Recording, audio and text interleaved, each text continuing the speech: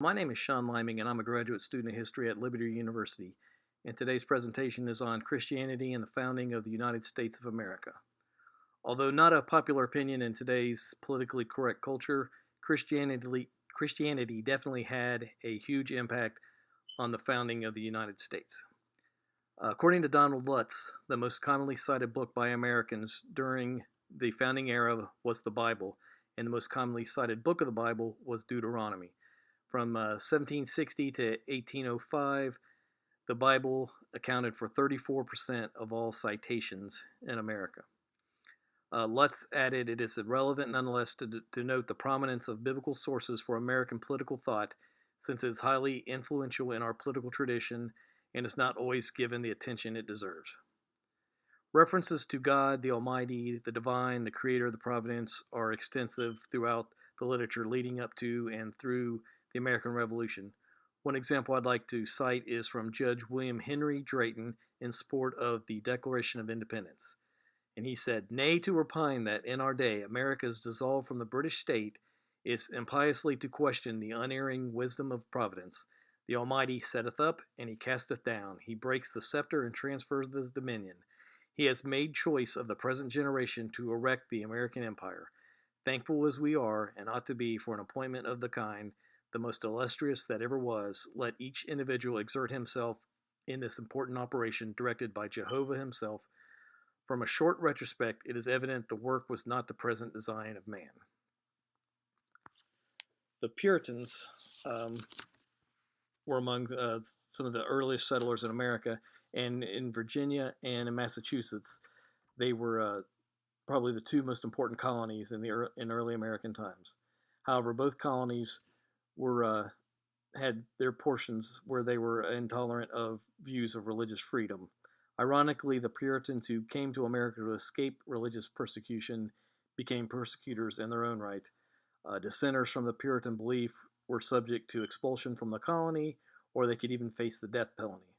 Likewise, Virginia had anti-Quaker laws that went all the way back to 1659, and additionally, the Episcopalian Church was the established church in Virginia. Now, the Puritans, while they were often vilified for their intolerance, were, however, responsible for many good developments in America, such as public free school, the town meeting, and representative government, as pointed out by Francis J. Bremer. It should also be recognized that, as noted by Dr. Roger Schultz, the Virginia Charter of 1606, the Massachusetts Bay Charter of 1629, and the Fundamental Orders of Connecticut were all based on Christian principles.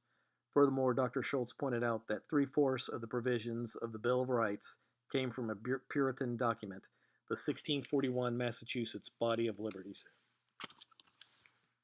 In religion and the founding of the American Republic, Roger Williams is noted for founding Rhode Island on the principle of religious freedom. He also noted for his view, which was highly unlike a lot of Puritans, that forced worship stinks in God's nostrils. William Penn was a member of the Society of Friends, or Quakers.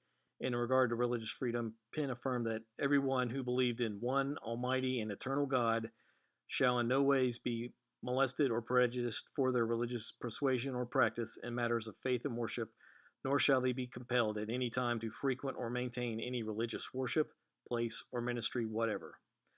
The beliefs of Roger Williams and William Penn can be seen in the writings of Thomas Jefferson in his bill for establishing religious freedom.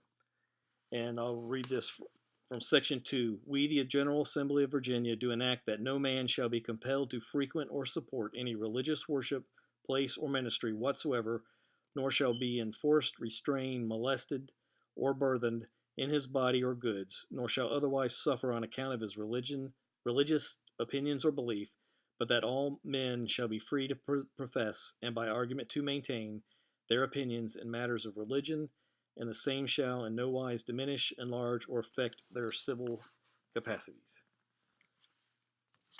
I believe that this bill has been misinterpreted throughout the years since it's been written. I do not believe that Jefferson was in any way trying to diminish religion, but indeed was trying to protect the right to worship as one pleases and prevent the establishment of a state-run church, such as the Episcopalian Church in colonial Virginia.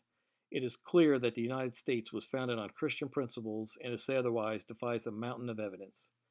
Um, Please refer to the photo credits and references used in making this presentation, and thank you for your time.